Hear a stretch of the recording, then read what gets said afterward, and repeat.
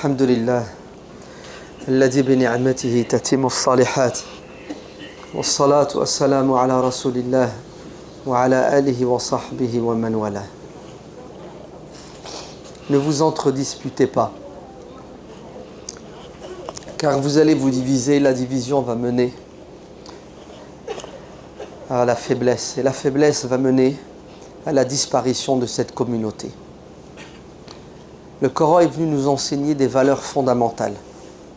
Si on ne les a pas assimilées, ces valeurs, il est clair et net que c'est juste une question de temps pour qu'une partie de la communauté musulmane disparaisse.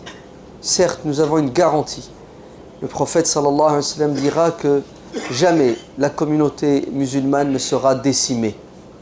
C'est-à-dire que, quelle que soit la puissance d'un ennemi extérieur, il n'arrivera pas à venir à bout de cette communauté parce qu'elle doit rester jusqu'à la fin des temps. Cependant, vous n'êtes pas à l'abri des malheurs qui vont vous frapper à cause de vos péchés, à cause de vos manquements. La communauté musulmane, comme toutes les communautés, a toujours été éprouvée. Et quand on fait une analyse historique pointue des causes et des raisons de ces épreuves, qu'est-ce qu'on découvre?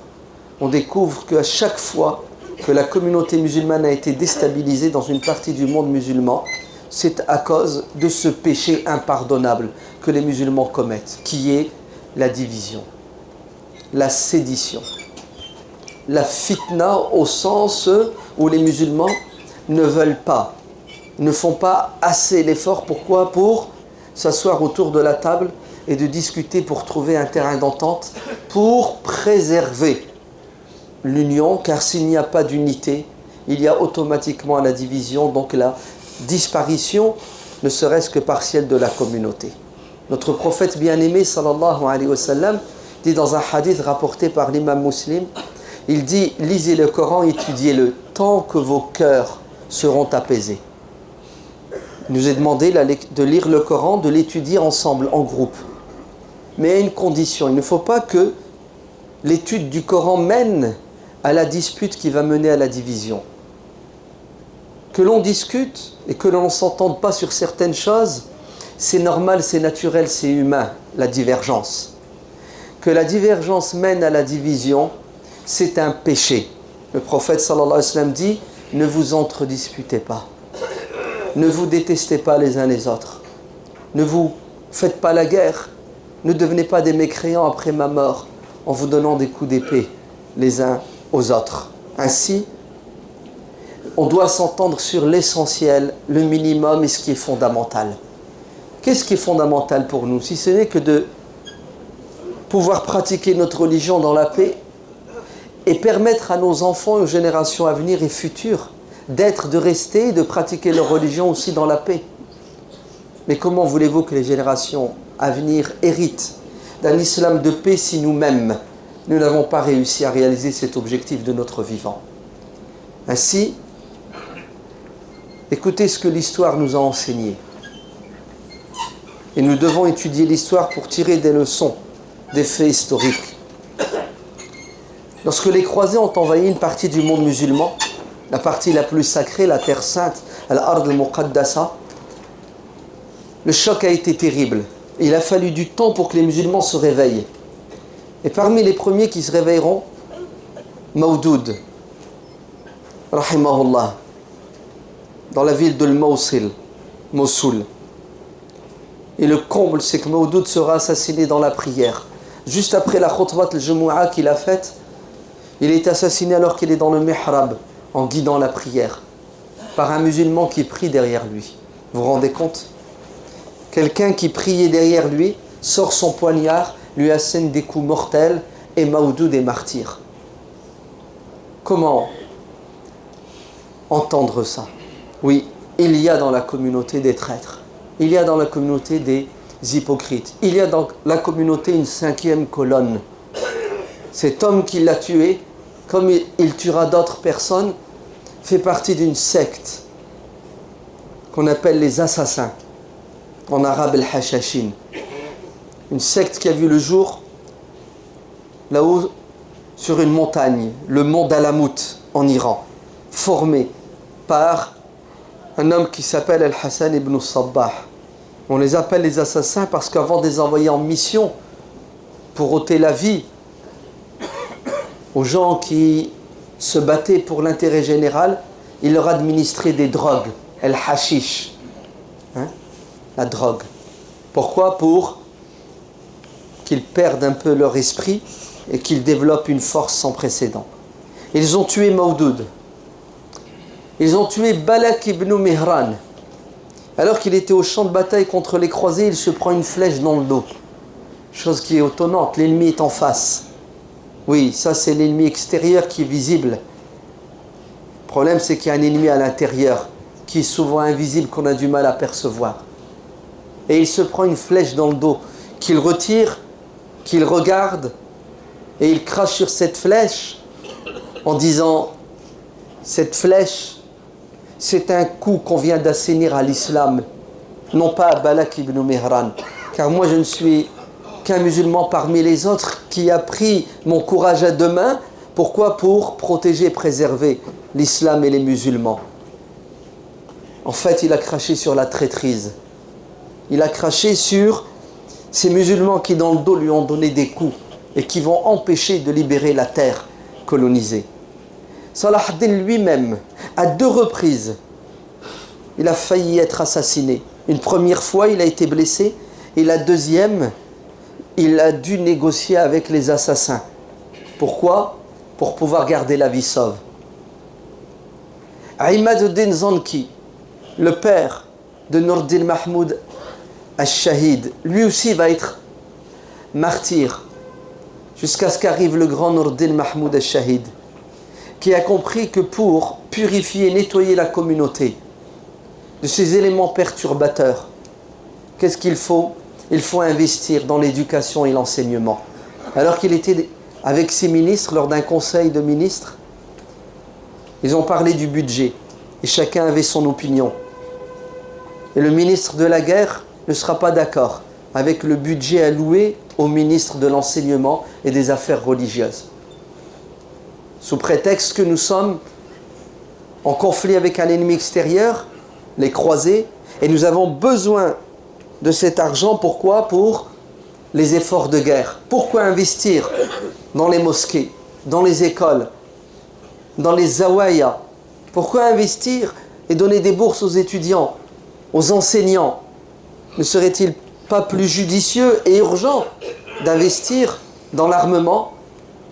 Nour-Din Mahmoud al-Shahid va remettre les pendules à l'heure en disant: nous avons 2 ennemis, un ennemi extérieur qui envahit la terre musulmane, que nous allons combattre autant que cela se peut, et nous avons un ennemi intérieur qui est beaucoup plus dangereux que l'ennemi extérieur.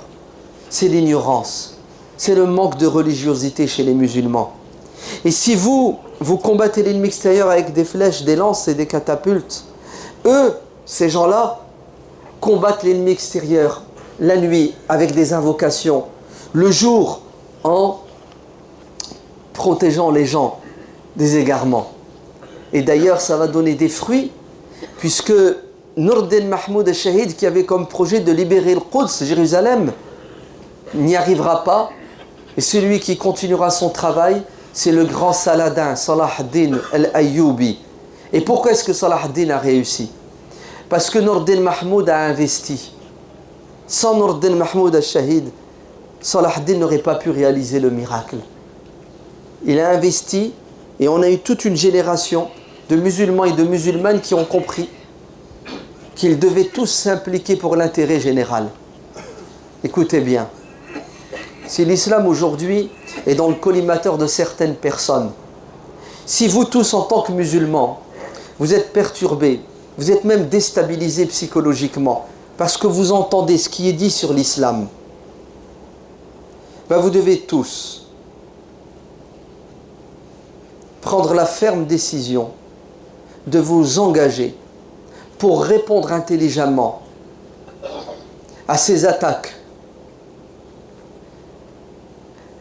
Et notre ennemi, c'est l'ennemi intérieur et non pas l'ennemi extérieur. Comment combattre l'ennemi intérieur? Il faut ériger les mosquées car il n'y a pas encore assez de mosquées en France vu le nombre de la population musulmane. Il faut en même temps que nous construisons la mosquée, construire l'école attenante à la mosquée pour préserver et protéger nos enfants de l'ignorance. Et cela ne pourra se réaliser qu'avec une solidarité sans précédent, car les moments sont difficiles et c'est là où il faut se serrer les coudes. Mais avant de se serrer les coudes, il faudrait d'abord que nos cœurs soient apaisés. Et les cœurs peuvent être apaisés. Vous savez comment ? Ben c'est simple. Il suffit de mettre de côté tout ce qui nous divise, tout ce qui peut nous empêcher de nous unir. Et croyez-moi que les piliers, les fondamentaux de l'islam sont suffisants pour garder une cohésion dans la communauté. Ce qui nous divise, c'est généralement ce qui est secondaire, ce qui est futile, ce qui est inutile. Ainsi, allons vers l'essentiel. Sachons discuter entre nous et nous entendre sur le minimum vital pour préserver la communauté. Sachons nous entraider. Wa ta'awanu 'ala al-birri wa taqwa. Vous vous trompez si vous croyez que le travail n'incombe qu'à une infime minorité, les responsables des associations, des mosquées ou je ne sais trop qui. Chaque musulman est responsable et nous devons tous apporter une pierre à l'édifice de l'islam. Comment voulez-vous que l'islam rayonne et soit source d'apaisement dans notre société française aujourd'hui si les mosquées ne jouent pas leur rôle? Hier soir, jeudi, je savais que c'était un moment fort pour nos amis chrétiens. La messe de minuit, Noël, vous êtes au courant. Une association de jeunes musulmans, l'UCM, l'association des citoyens musulmans du Pas-de-Calais du 62, ont eu une initiative extraordinaire.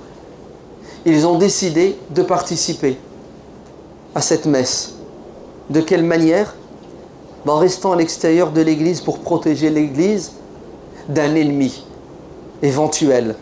Parce qu'il y a des tarés qui n'ont pas hésité à envoyer des menaces sur le net en disant que jeudi soir, la nuit de Noël, nous allons nous venger. Alors ces jeunes musulmans ont monté la garde.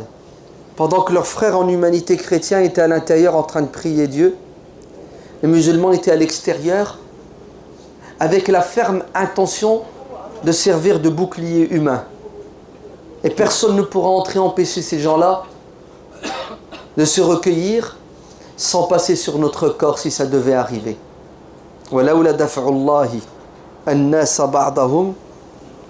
Oui, c'est un des objectifs divins. C'est que les lieux où Dieu est vénéré soient préservés et protégés. L'islam est venu protéger les mosquées. Non, l'islam est d'abord venu protéger quoi ? Salawatun wa biya'un et masajid. Les couvents, les églises, les synagogues et les mosquées. Parce que c'est tout à fait normal que les musulmans protègent leurs mosquées. Ça coule de soi. Mais non, l'islam ne nous dit pas de protéger la mosquée. L'islam nous dit de protéger l'église, la synagogue. Oui. Pourquoi ? Parce que l'islam est la religion de la tolérance. L'imam al-Shafi'i, dans son livre Al-Umm, dit « Et si un musulman a une épouse chrétienne, et son épouse chrétienne lui demande, écoutez bien, elle demande à son mari de l'accompagner jusque l'église pour qu'elle se recueille, il est de son devoir de prendre sa femme et de l'emmener jusqu'au pas de l'église, de la déposer et de la reprendre une fois qu'elle a fini son culte. » Hakada dit l'imam Shafi'i il y a 12 siècles. Il faut que nos mosquées rayonnent. Mais pour que les mosquées rayonnent, vous savez qu'est-ce qu'il faut ? Il faut qu'elles soient entre les mains de responsables qui eux-mêmes ont bien compris l'islam et ils sont sincères et dévoués pour la cause et ils se sacrifient. Mais il faut aussi que nos mosquées, que vous fréquentez, soient des mosquées adaptées à notre environnement, à notre époque, qu'il y ait à l'intérieur des activités qui répondent justement aux besoins de la communauté musulmane et aux besoins de la communauté nationale. Et cela ne pourra se faire qu'avec votre engagement. Et quand je dis l'engagement, c'est l'engagement de tout le monde. Allah et nos parents ont travaillé dur. Nos parents ont réussi, en même pas l'espace de 40 ans, à ériger plus de 4000 mosquées en France. Et croyez-moi qu'il en faudrait encore 4000. Mais ayons pitié de nos parents. Ils sont âgés, ils sont fatigués. Il est temps que la jeunesse retrousse ses manches et se sacrifie en donnant de son temps, en donnant de ses moyens intellectuels, financiers. Il est temps que vous participiez à l'élaboration de cet islam du XXIe siècle. Un islam du juste milieu, un islam de paix et d'amour, un islam qui répond aux défis de cette modernité. Il faut que l'année 2016 soit meilleure que l'année 2015. Car le musulman doit évoluer, avancer. Et il doit essayer de passer du stade de islam au stade de iman et ensuite au stade de ihsan. Oui, il faut bien bosser. Il faut avoir des projets pour 2016. Et je pense que ici, vous avez un projet extraordinaire. Je vous raconte une anecdote, c'est personnel, juste pour que vous le sachiez. La seule fois et la dernière fois où j'ai mis les pieds dans cette mosquée, c'est il y a à peu près 30 ans. Il y a 30 ans. J'étais jeune, j'étais étudiant et je voulais à tout prix rencontrer un homme. Un homme qui est pour beaucoup dans notre retour à l'islam. Imaginez-vous, les années 70, il y avait très peu de musulmans, très peu d'islam visible, et tout ce qui se faisait, ce qui se disait sur l'islam, c'était en arabe. Nous qui sommes nés en France, on ne comprend pas l'arabe. On allait dans les mosquées quand il y en avait, et le Jumu'ah ne nous était d'aucune utilité intellectuelle, puisqu'on ne comprenait pas le discours. On allait à la mosquée, on apprenait des versets du Coran, on ne les comprenait pas. On ne pouvait pas demander à l'imam parce qu'on ne pouvait pas communiquer avec lui. Jusqu'au jour où, personnellement, je tombe sur une traduction du Coran, écrite par un homme extraordinaire, qui s'appelle le cheikh, le professeur, l'érudit, Mohammed Hamidullah, rahimahullah. Et c'est cette traduction du Coran, avec la page en arabe et la page en français, par un cheikh, par un musulman, qui nous a permis à nous, francophones de l'époque, de goûter à la beauté du Coran.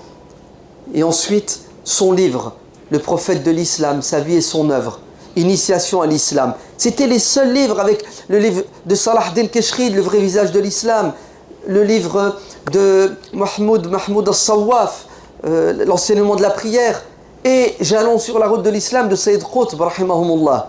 À part ça, c'était le désert. Alors je voulais voir cet homme exceptionnel. Et je me suis déplacé du nord de la France jusqu'ici. Je l'ai rencontré. C'était un dimanche. Et il m'a dit, accompagne-moi mon fils, je dois aller à la mosquée. Pourquoi? Pour faire une intervention, car je m'occupe de l'accompagnement des convertis. Et je l'ai accompagné jusque dans cette mosquée. Et j'ai fait la prière à ses côtés. Et après, je l'ai salué et je suis parti. Ça fait 30 ans. Et aujourd'hui, me voilà dans cette mosquée qui est en construction, cette mosquée qui, je pense, une fois terminée, sera la plus grande mosquée de France. Oui. Je tourne en France, je vois des dizaines de mosquées, très belles, très grandes. Je pense que vous allez dépasser la mosquée de Mantes-la-Jolie qui est en construction. Elle est la plus grande pour l'instant, mais d'après ce que je viens de voir, vous allez la devancer. Donc vous serez les meilleurs. Vous serez le fer de lance de l'islam de France.